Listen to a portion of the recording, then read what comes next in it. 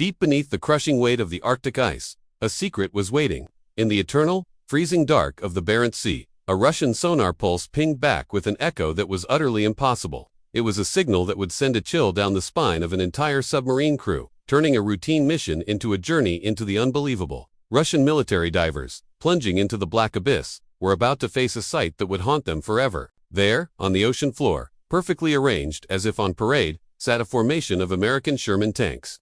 Frozen in time, stopped in the middle of a mission that history never recorded. This was no ordinary shipwreck. It was a ghost convoy, a Cold War secret trapped in salt and time.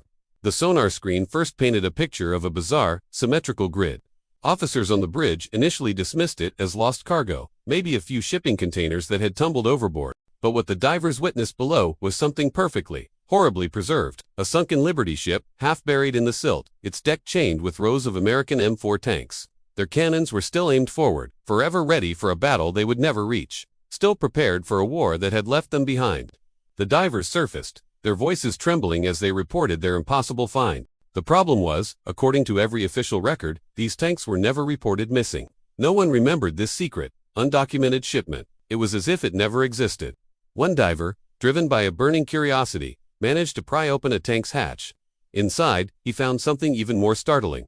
Perfectly preserved boxes of ammunition, each one clearly dated, March 1945. And lying on top of a crate was a faded envelope, marked with just 4 simple words, Phase 3, Operation Deliverance.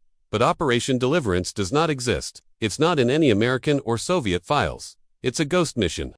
The diver who found it went pale. He knew this was something far beyond a simple lost shipment. Russian naval intelligence immediately classified the entire finding. A total information blackout was ordered. But secrets this big have a way of leaking out. Whispers of the ghost convoy began to circulate, and soon, military historians were secretly flown to the recovery site to make sense of the impossible. Was it a failed Lend-Lease shipment meant for Soviet allies during World War II? Or was it something much darker, much more secretive? The site itself only deepened a mystery. Unlike other wrecks from that era, these tanks showed minimal corrosion. But even stranger, the surrounding ocean floor was completely sterile. No plant life, no shells, not a single sea creature. It was as if the convoy was radiating its own invisible quarantine. As they examined the tanks, they found a sealed box bolted to one of the engines. It bore an emblem they didn't recognize, an eagle clutching a laurel wreath. Inside were handwritten documents, with no dates, signed only with a code, MUN directive. Eyes only. No one in any intelligence agency could identify what MUN was. The central question burned in everyone's mind, why did this heavily armed convoy completely disappear off the face of the earth? Some theorists believe the ship was scuttled on purpose, sunk not to destroy its cargo, but to hide it, hidden from the enemy, and perhaps, even from its own government. All the artifacts were dated to a very narrow window in March 1945. Why rush a convoy of tanks into treacherous, ice-filled seas without a proper escort? A single command order found in a waterproof pouch offered a clue, but it only made things more chilling. It contained just one word, contain, a final, haunting message from a forgotten past. Soon, American officials arrived. They wore clean suits and said nothing, their faces grim. When one was asked about the strange markings on the tanks, he went visibly pale. Were these tanks even meant to reach the Soviet Union? A newly declassified memo mentioned a high risk of contamination, which sent a wave of fear through the recovery team. This was no longer just about weapons and armored vehicles. Then came the discovery that changed everything.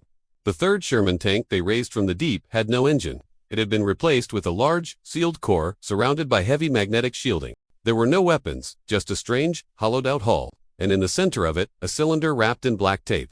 A faded inscription on it read, "Extraterrestrial specimen. Handle with care." That single, terrifying line stopped all diving operations immediately. News of the strange specimen caused a quiet frenzy among global observers. A retired intelligence officer, speaking on condition of anonymity, confirmed a secret list of experimental shipments from that era. These were not just tanks, he said. They were mobile labs. If they went off course, the protocol was to sink them. They were designed to be erased from history. The tank's interior was in remarkably preserved condition, but 3 rifles found inside were warped, as if melted by an intense, localized heat. Yet the wooden parts of the guns were perfectly untouched. A waterproof pouch held 6 different military-style maps. One map showed a triangle of unknown coordinates. One point was the shipwreck itself, but the other 2 were a complete mystery, deep in uncharted territory. Even more bizarrely, a sealed metal box was found with a Russian inscription. It read, "Control log for Object 317. The log detailed recovery missions from years before the wreck, and every single entry ended with the same two words: not viable. A Russian logbook found inside a sealed American tank that officially didn't exist. The situation was becoming more disturbing by the hour. Adding to the utter strangeness, there were no human remains. No bones, no hair, no DNA, nothing. Only perfect, deep indentations left on the leather crew seats, as if someone or something had been sitting there for a very, very long time. The ship was finally identified as the USC Thomas Donaldson. But there was a huge problem. Official records showed that ship sank hundreds of miles away from this location. Was this a ghost ship, a secret, undocumented duplicate built for a one-way trip into the heart of darkness? The most chilling theory is that this ship was never meant to return, because it was carrying more than just steel and munitions. It was carrying secrets that were never, ever meant to surface. In the final days of the investigation, divers found one last chamber, sealed from the inside. It held a single, strange chair, with controls that were clearly not designed for human hands. Next to it, a glass capsule held symbols from no known language on Earth. Weeks later, a follow-up sonar scan was conducted at the wreck site. But the ship, the tanks, the debris, everything was gone.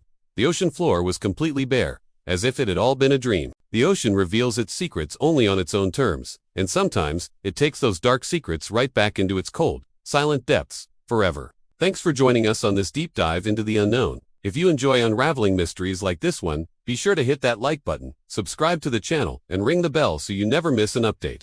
We'll see you in the next one.